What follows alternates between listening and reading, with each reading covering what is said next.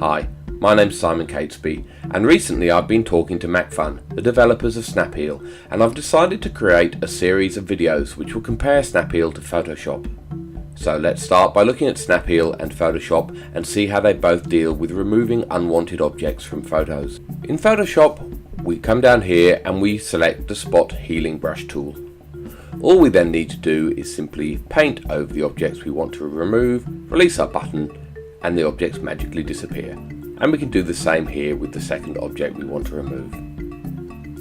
If Photoshop doesn't get it perfect the first time, all we need to do is reapply the brush.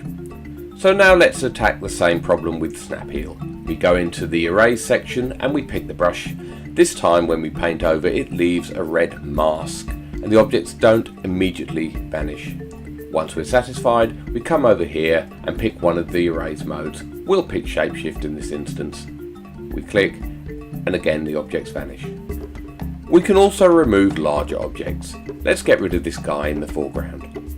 So dropping back into Photoshop, in this instance I'm going to pick the Lasso tool, and I'm simply going to draw around the guy, leaving what are called marching ants to show our selection.